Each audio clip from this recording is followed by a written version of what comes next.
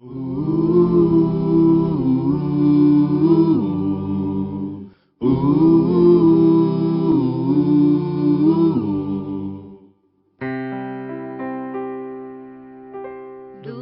teu falar, ó Salvador, jamais vou duvidar, é encorajador. Alimento Diário, série Então Virá o Fim.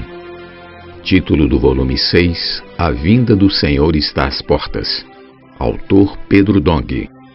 Título da semana 1, Uma advertência acerca da exaltação própria e da hipocrisia. Quarta-feira, ler com oração João capítulo 1, versículo 29. No dia seguinte viu João a Jesus, que vinha para ele e disse: Eis o Cordeiro de Deus que tira o pecado do mundo. O Cordeiro de Deus é posto à prova. No Antigo Testamento, o cordeiro a ser sacrificado na Páscoa deveria ser separado no 10º dia do primeiro mês e imolado no 14º dia. Durante esse período de 4 dias, o cordeiro era examinado para ver se possuía algum defeito. Se tivesse algum defeito, não serviria para ser o cordeiro pascal e seria necessário escolher outro.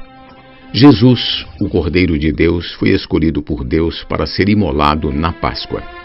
Ele entrou em Jerusalém e foi examinado pelos líderes religiosos em sua última semana na terra. A primeira banca examinadora aproximou-se dele. Tendo Jesus chegado ao templo, estando já ensinando, acercaram-se dele os principais sacerdotes e os anciãos do povo, perguntando: Com que autoridade fazes estas coisas? E quem te deu essa autoridade? Mateus capítulo 21, versículos 23 ao 27. Ele começou a ser posto à prova. Aqueles líderes procuravam algum defeito em Jesus a fim de acusá-lo.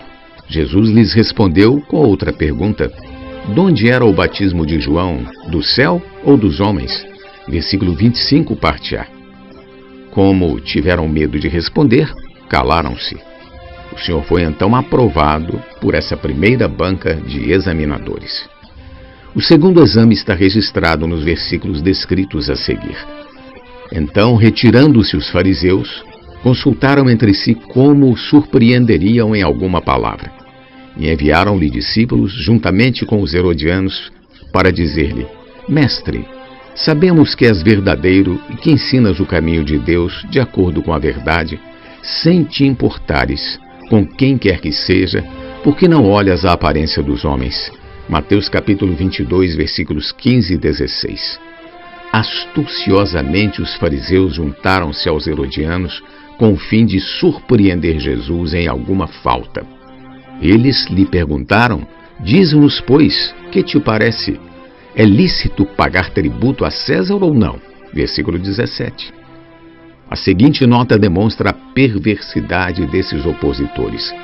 Os fariseus, como nacionalistas radicais, eram contra o domínio romano.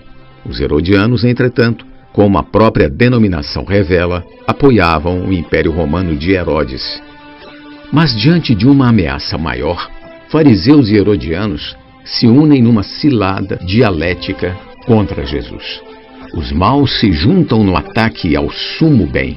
Se a resposta de Jesus fosse não, os herodianos o delatariam ao governador romano, que teria o direito de executá-lo por traição.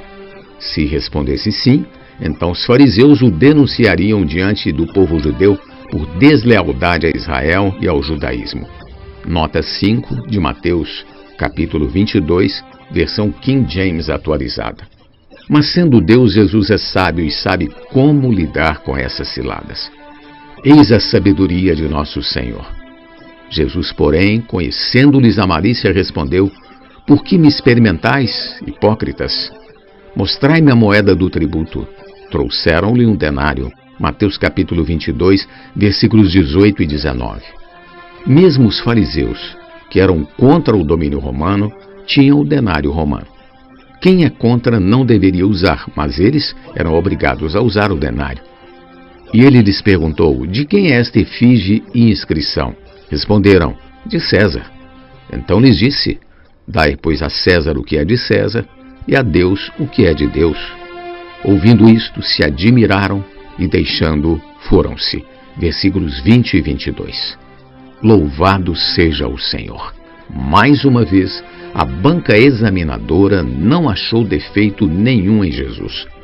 Contudo, o exame do Senhor não terminou por aqui. Amanhã daremos continuidade a esse assunto. Pergunta de hoje: por que era necessário Jesus ser exaustivamente examinado? Jesus é o Senhor. Do teu falar, ó Salvador,